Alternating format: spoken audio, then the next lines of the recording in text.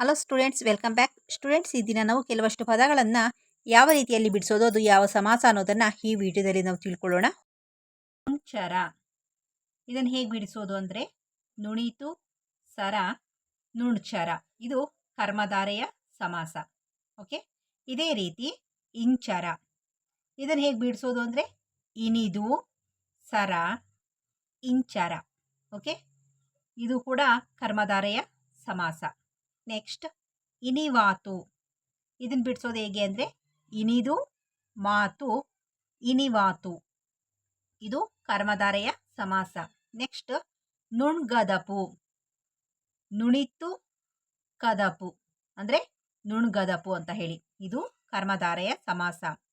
ಹೆದ್ದೇಗ, ಹಿರಿದು ತೇಗ ಹೆದ್ದೇಗ, ಇದು ಕೂಡ ಕರ್ಮಧಾರೆಯ ಸಮಾಸ.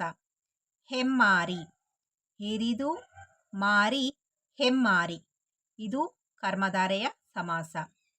ಹೇರಡವಿ, ಹಿರಿದು ಹಡವಿ ಹೇರಡವಿ, ಇದು ಕೂಡ ಕರ್ಮಧಾರೆಯ ಸಮಾಸ. ಹೇರಾನೆ, ಇದನ್ನ ಹೇಗೆ ಬಿಡಿಸೋದು? ಹಿರಿದು ಆನೆ ಹೇರಾನೆ, ಇದು ಕೂಡ ಕರ್ಮಧಾರೆಯ ಸಮಾಸ. ಪೇರಾನೆ, ಓಕೆ, ಹೇರಾನೆ ಆಯಿತು, ಇದು ಪೇರಾನೆ. ಪಿರಿದು, ಪಿರಿದು ಆನೆ ಪೇರಾನೆ, ಇದು ಕೂಡ ಕರ್ಮಧಾರೆಯ ಸಮಾಸ.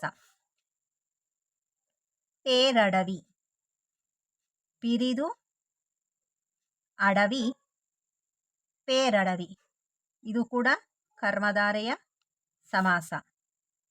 ನೆಕ್ಸ್ಟ್ ಪೇರ್ಮರ, ಪಿರಿದು ಮರ ಪೇರ್ಮರ, ಇದು ಕರ್ಮಧಾರೆಯ ಸಮಾಸ. ಓಕೆ, ನೆಕ್ಸ್ಟ್ ಪೇರ್ವಿದಿರ್, ಇದನ್ನ ಹೇಗೆ ಬಿಡಿಸಿ ಬರೆಯೋದು? ಪಿರಿದು